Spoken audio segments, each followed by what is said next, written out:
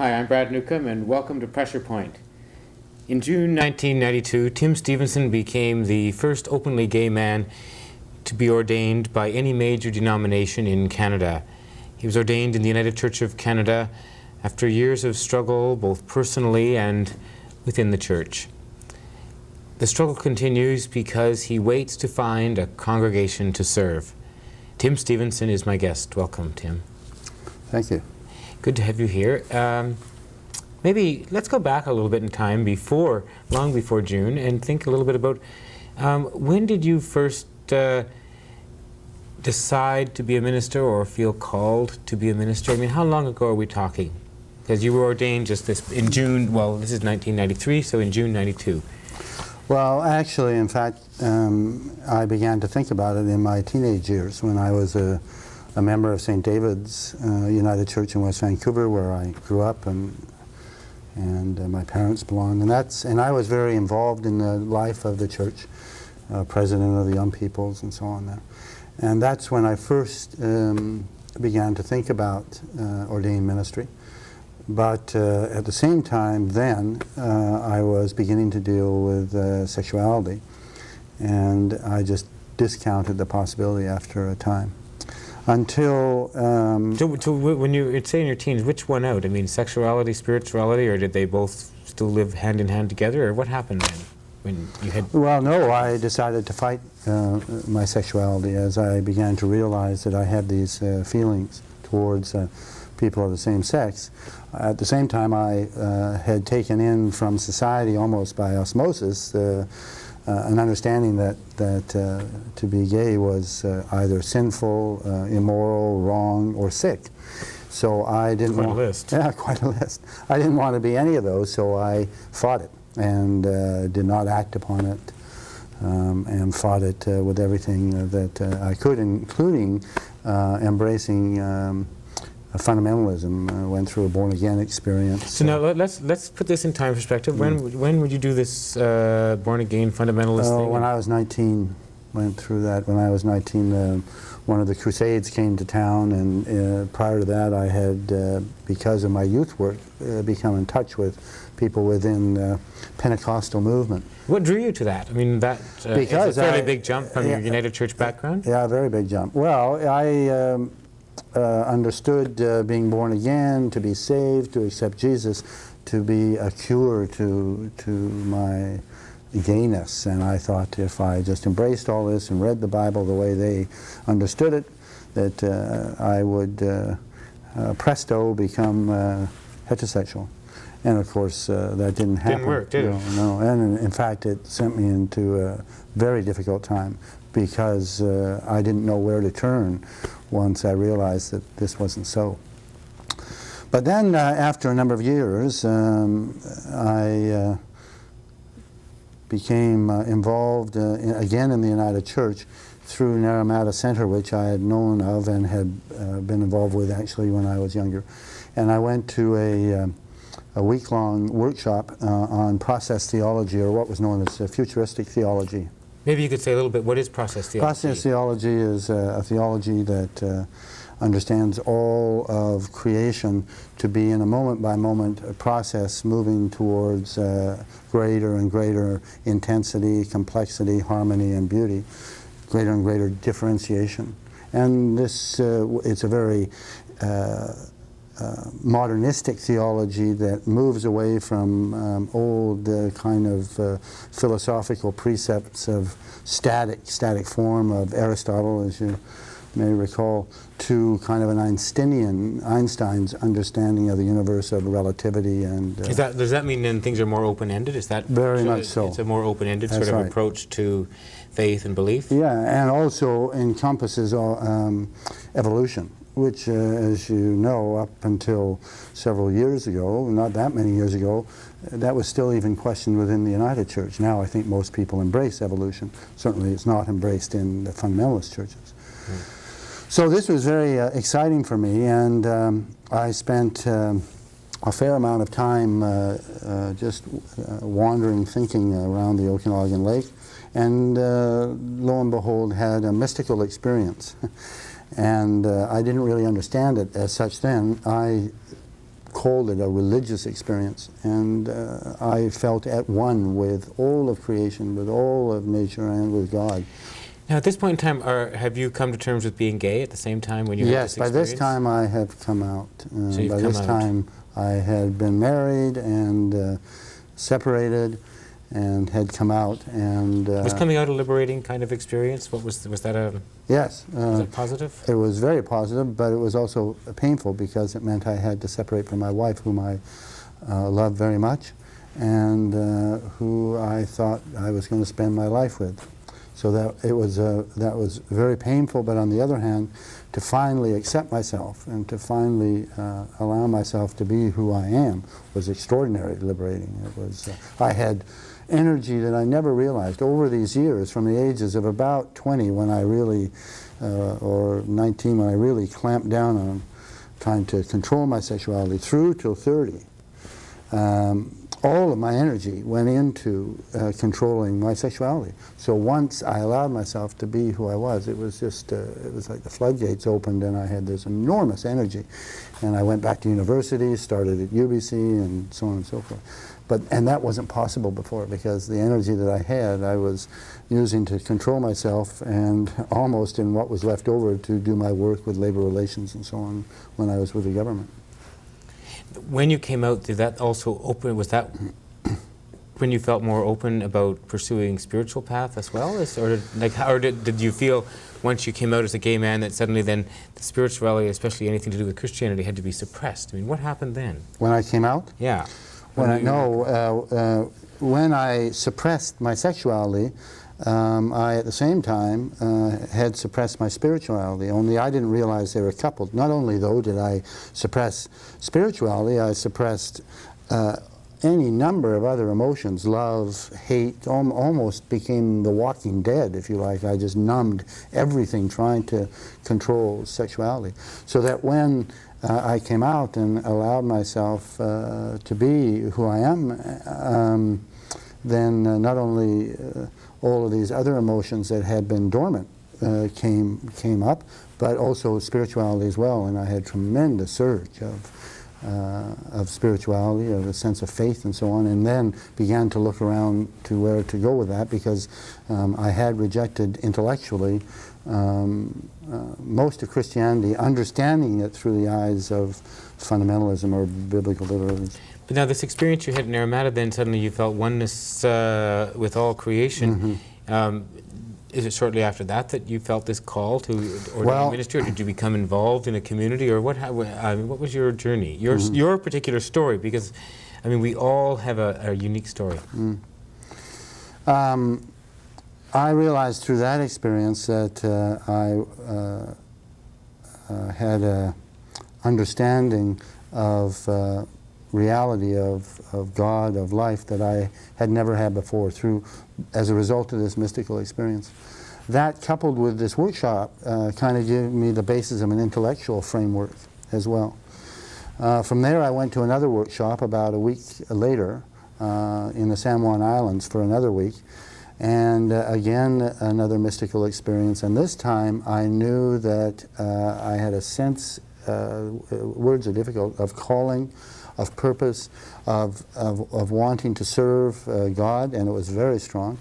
And I rededicated myself purposely at that point to God by entering into the ocean in kind of almost like a baptism. And I felt... Certainly a symbol of purifying, or something like that. Yeah, and that came from within. Like at one point I said, "Oh, what am I doing? You know, this. I mean, it feels so symbolic. I don't want."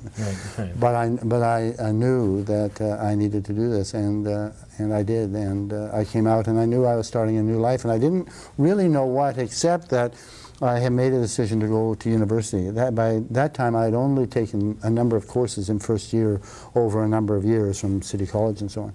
I went. This was in August. I went back to my work, and I resigned, and I started in September in second year university in comparative religions, religious studies. I knew that was the field.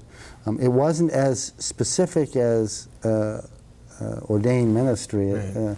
At that point, it was that I needed to go into some field that allowed me to explore spirituality and my own faith. And so I chose religious studies and ended up doing a BA. And at the same time, I became involved with Reverend George Hermanson in the campus ministry out at UBC. And he's a process theologian, of course, and that was wonderful. It was very helpful, and I spent hours in dialogue with him and became friends with him.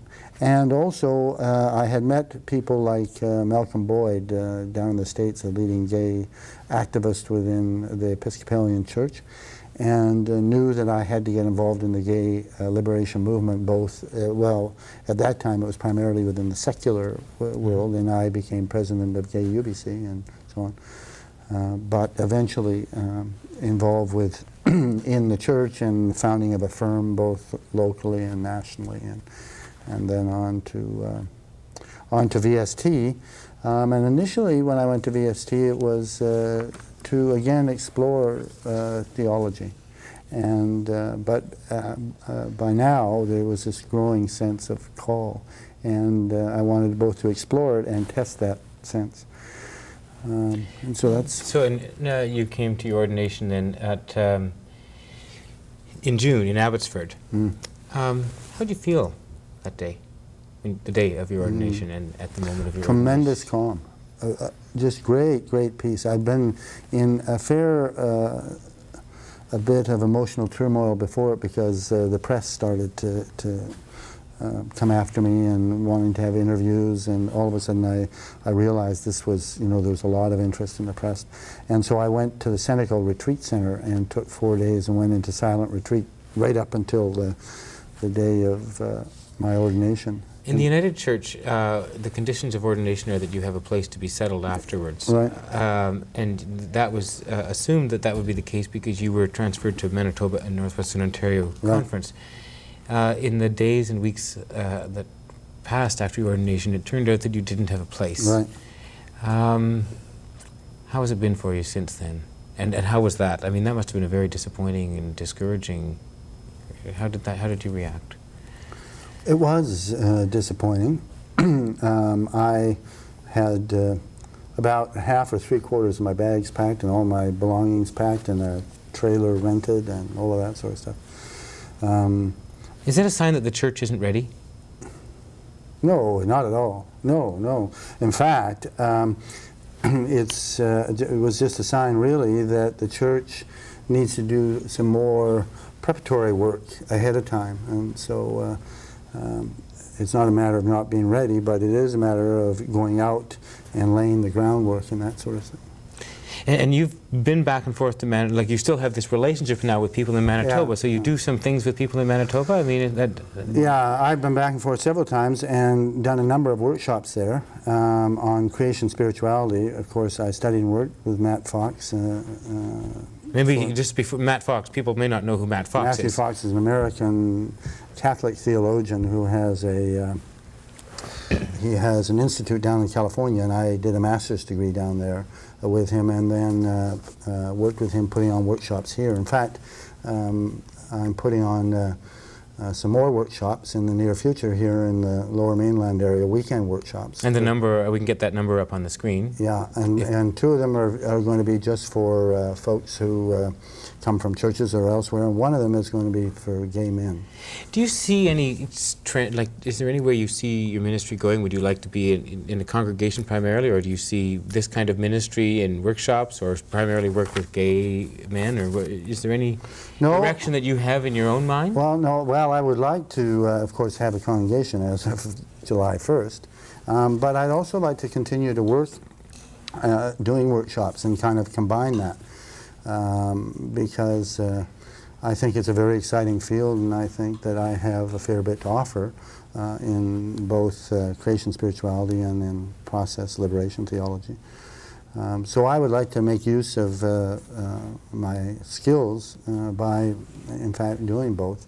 Where after that, I don't know. You've had a lot of experience with the born-again experience in Christianity, and various workshops, retreats, and so on, and various traditions, and also tremendous struggle personally. And in traveling overseas too. Well, that's right. South Africa, Philippines. What is the biggest issue facing the church right now? The church? The church, yeah. Not specifically in regard to gay people or lesbian people. No, I mean, just in... I think it's to make the message of the gospel relevant to middle-class people. I would say that within North America. In the North American context. Within the North American context. I think for many people, religion, as they like to call it, is dead. It's not interesting, it's not exciting, it doesn't grab them, it doesn't speak to them, it doesn't really have any meaning for their lives, for a great many people. And I don't feel it has to be that at all. And I think we have a lot to learn from people in the third world, in liberation movements within Latin America, Africa, Asia, and so on, about how Christianity has really revitalized them in their struggles. And I think that the churches do have a great deal to offer, the church does. But we have to be really clear about what our message is and about how it concretely will affect people's lives. Because otherwise it's just a dead word, and it's just ritual, or it's just a story, and people say, oh, it's a dead sermon. It really needs to engage and grab people. And what is it about the Gospels that grabs you? Liberation. Liberation and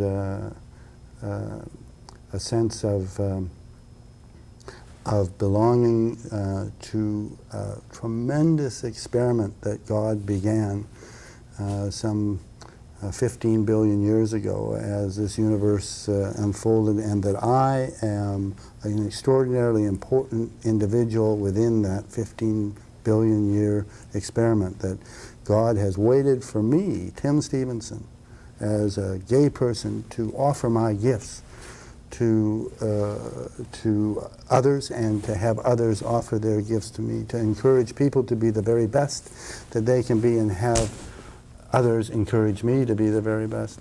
And that God is in and throughout this process between us now, between all gay and lesbian people, between straights and gays, and between all folks within the world who are together in this life that's not easy for anybody anywhere. No matter where you go, everyone is struggling. Life is difficult, I mean, for everyone. And yet at the same time, we all have particular gifts and challenges, and we meet challenges in new ways. What particular gifts do gays and lesbians offer the church? Because, I mean, you're an openly gay minister, gay man who was ordained. There are hundreds and thousands of gays and lesbians in the church everywhere. I think we have a unique perspective to offer that others don't have. We are marginalized, gays and lesbians, just by being gays and lesbians, particularly those who speak out as well, because if you don't, of course, you can blend within to society as other marginalized people, such as Native people, or, well, if you like, women. It's hard to talk about women being marginalized, but in fact, to a large degree they are, even though they're 50%. But I think we have a perspective that others need to hear, how we view reality, how we understand God, how we read the Bible. I mean, the way gays and lesbians read the Bible is very different from the way straight people, because our eyes pick up on things in the stories that the straight people don't pick up. It doesn't leap out for them. I also think that we, as a result, bring a lot of compassion as well. I think that we have, through our suffering, been able to be compassionate. For some, it breaks people, no doubt. And many people are left bitter and angry and hostile toward the church. Like, what makes the difference for you? I mean, you stayed in the church. What kept you there, and others, rightly so, feel, forget it? Yeah. I mean, you've stayed to talk and to work things out and been patient. What kept you there? I never really had much doubt that I would be ordained at some point. So I had a specific goal, and that was, after a time, to be ordained. So that was one factor that kept me. Also, I think that I discovered process theology, liberation theology, creation spirituality. I think theology is extraordinarily important. I think we need to start with our understanding of reality and work from there. So in other words, it's the kind of faith and the way that faith gets expressed in your theology and your system of beliefs that's kept you there. That's right. And I think that if you come up against schlocky theology and just are fed pablum day in and day out, then after a while you get bored, and of course you leave. Or if you can't defend yourself against the onslaught that people want to. So what have been some of the sort of stimulating, challenging, growing edge kind of parts of your faith development that have kept you there? I mean, in process theology, creation theology. Just, I know that's a broad question, but some of the things that have really you've held on to. I mean, one of the things that I heard that you had said was that, where can I find it? About change. Something about change. I can't find it right here, but about change. Well, to resist change is to resist God. That's it. Yeah. Well, yeah. As I like to say, to be a true conservative is to go against the nature of the universe, because at the heart of the universe is change, constant process, moment by moment. So if one is always resisting change, you indeed are resisting the nature of the reality in the universe. I mean, nothing stays static. And this is very contrary to the notions that we've had up until this century, really. I mean, it used to be that everyone thought everything somehow was created the way it is and never changes from that. But we now understand, even looking at something as complex as a plant, one recognizes that change is going on within that. It's growing constantly, and so it is with everything else. And so to resist that, to resist change, is definitely to. And for me to explore that theologically has been, if you like, a cutting edge, and also to explore the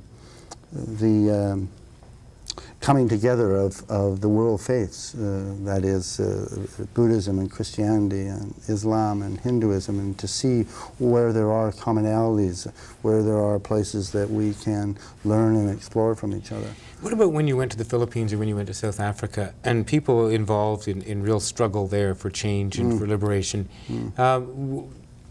Did you make any connections with your own experience of struggle? Oh, absolutely. and like, what was sure, and one of the things that has done for me has been to give me strength, because in many ways, as I've oft heard, the gay liberation movement is an armchair movement, if you like, because my life isn't on the line.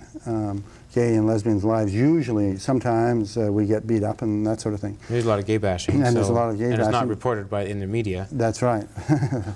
But I meant in comparison, as to say in South Africa, where the blacks are getting slaughtered, in the Philippines where people get slaughtered, in Latin America, if you stand up in a liberation movement, you will be killed. In that sense, our liberation movement is much easier. Now, you can lose jobs and you can be beat up and that sort of thing, but it's not the same. And so for me, it's given me a strong sense of determination to watch those people and be amongst them and realize how strong their faith is and how determined they are, no matter what the cost is, to bring about liberation for themselves and if not for themselves, for their children and their grandchildren. Because the gay liberation movement is about liberating ourselves now, but more so it's for the young people, so that people like myself and the next generation, the generation after, don't have to go through what I went through, don't have to struggle. Is it getting better? Yes, it is. I mean, the fact that I'm ordained is... and yet, I mean, you're also the first and only, at this point, openly gay man to be ordained in a major denomination in Canada.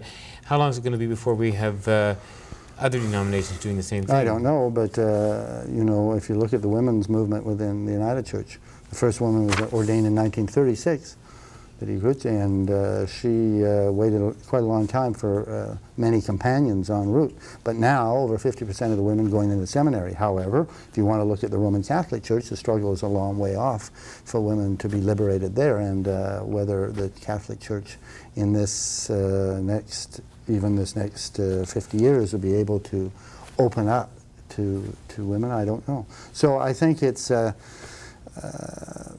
kind of it's difficult, and the progress is slow. Yet, on the other hand, I think the gays and lesbians have, in the last 20 years, come. Well, there's been tremendous strides. I mean, of course, we see human rights legislation and so on. Yeah. I asked you a little while ago what the biggest issue was facing the church. You talked about making somehow religion and relevant, so that it's alive and real. Yeah. What's the biggest issue facing the gay and lesbian community here in Canada? Well, I think there's a couple of things.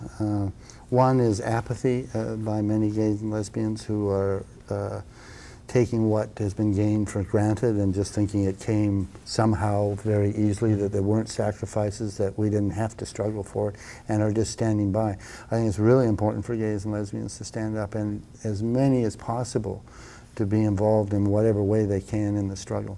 Because there is very real opposition, and that's the second, and that's coming primarily from, unfortunately, the religious Christian right. And if you look at what went on in Oregon and what went on in Colorado and what's going on in Florida, the opposition are vicious, right-wing, fundamentalist Christians. Based, yeah. And I just find it, as a Christian and as someone ordained, I just find it unbelievable that Christians will attack this way. But they are, and we have to be, that is, gays and lesbians, very astute, and have to be willing to stand up and fight it, because they are not backing off, and they won't back off.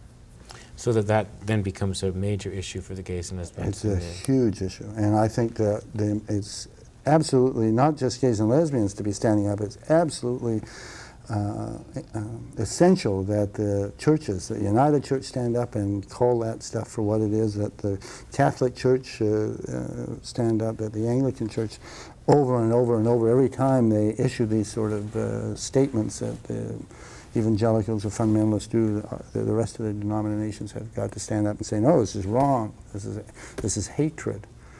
And take a stand and really do something. And absolutely, because it'll be too late if they ever win.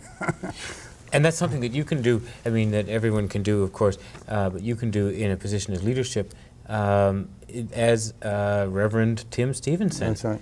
And hopefully you will have a congregation to serve. I mean, that this is just an interim time. Yeah. You're hopeful, of course. I am. Because you haven't given up in all these years. No. No, I just see it as a part of the process. It's part of the struggle. I mean, whoever thought it was going to be easy? Right. Just because I got ordained didn't magically transform it. And you've done this well this far. Thanks. And you're great. It's great to talk to you, Tim. It really Thanks. is. You've obviously got lots of talents and gifts for ministry and whatever direction that goes. Thanks. Thanks.